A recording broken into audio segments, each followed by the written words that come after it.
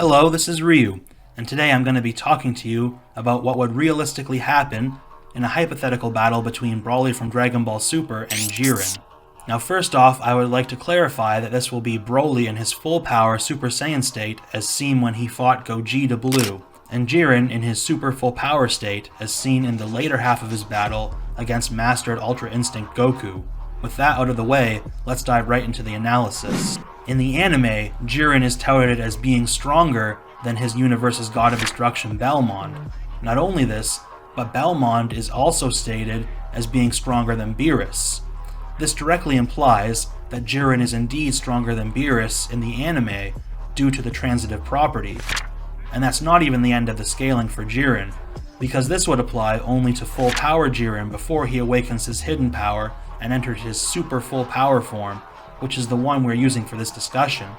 So we can conclusively say that super full power Jiren is significantly superior to full power Jiren, who is an unknown amount superior to Belmond and by extension Beerus. We also have to ask ourselves, how much of a boost did super full power Jiren get? Well, we can see in the battle between Master Ultra Instinct Goku and full power Jiren that Goku is significantly faster and stronger. However, he is unable to easily one-shot full power Jiren or completely speed blitz him consistently. Jiren is seen multiple times to get back up from Goku's attacks, as well as react to and even block them, despite being at a clear disadvantage.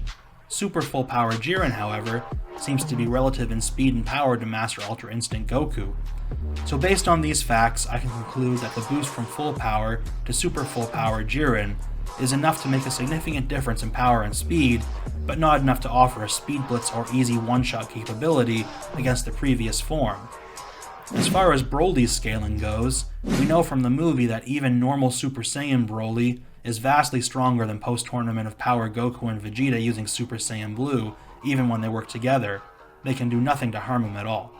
Even Gogeta, whose base seems to surpass the showings of Super Saiyan Blue Goku and Vegeta in the Broly fight, is forced to go Super Saiyan Blue to overwhelm Broly in the end, and still can't even one-shot him, as Broly gets up from several barrages of attacks made by Super Saiyan Blue Gogeta, and just keeps coming until he's faced with a full power Kamehameha wave after being beat down several times.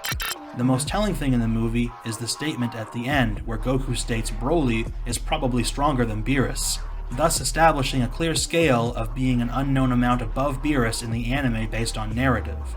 The question that we then have to ask ourselves is how much stronger than Beerus is Broly, and how does the gap in power between Beerus and Broly and Beerus and Jiren compare?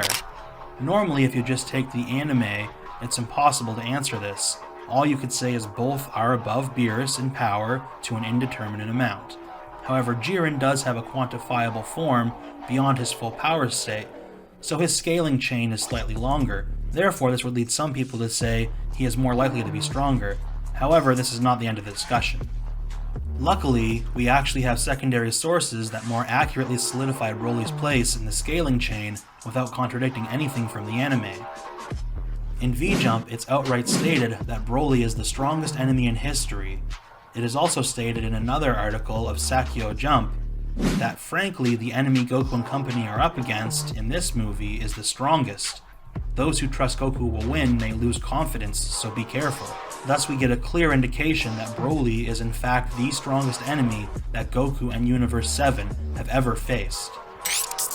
This is frankly very clear-cut and does not contradict anything in the anime, given that Broly is touted as stronger than Beerus in the anime, with no defined upper limit of how much stronger, other than clearly being inferior to Whis and Super Saiyan Blue Gogeta in the movie, both of whom scale above any other enemy up to that point.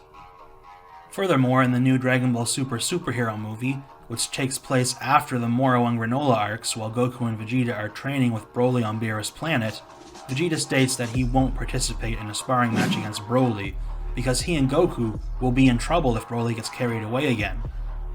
Presumably this is referring to Broly turning into a Super Saiyan again like he did in his movie, since they have all been instructed by Whis not to transform, but Broly is having a hard time controlling his emotions still even in his base form.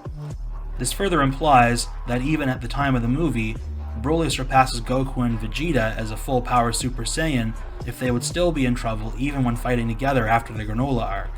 It should be noted that this version of Broly is probably stronger than he was during the movie, but it highlights the fact that he still can't control or freely use his Super Saiyan transformation at that point, and that he would be stronger than Vegeta or Goku if he did, however. It is also stated that the gap in power between Jiren, Goku, and Vegeta wasn't as large as they initially thought. One of the main reasons Jiren was so overwhelming was that he had far better focus, expending energy only when needed and when it would be most effective against them. This proves that Jiren, while still significantly stronger, was not as monstrously above Goku and Vegeta in raw power as he may have seemed in the Tournament of Power. One argument that does arise is people trying to claim Jiren does not count as an enemy, therefore he cannot be applied to the statements from V-Jump about Broly being the strongest enemy. This is simply incorrect, as in episode 109, Jiren is outright called an enemy in the title, The Ultimate Enemy Approaches Goku, Now Let Loose the Killer Spirit Bomb, and Supreme Kai of Universe 7, Supreme Kai of Universe 11, and Krillin all directly refer to Jiren as Goku's enemy in the same episode, so the argument holds zero weight. Another permutation of the above argument is people saying it's an inconsistent statement because Zeno is stronger than Jiren and is an enemy. This again is inaccurate, as Zeno is never stated or implied to be an enemy. He may be portrayed as dangerous if angered, but is always portrayed as either neutral or even leaning toward good, as seen when he expects a morally positive outcome at the end of the Tournament of Power, and hopes the winner makes the right call and wishes for all the erased universes to be restored, so the argument that Zeno is an enemy is not supported by anything substantial.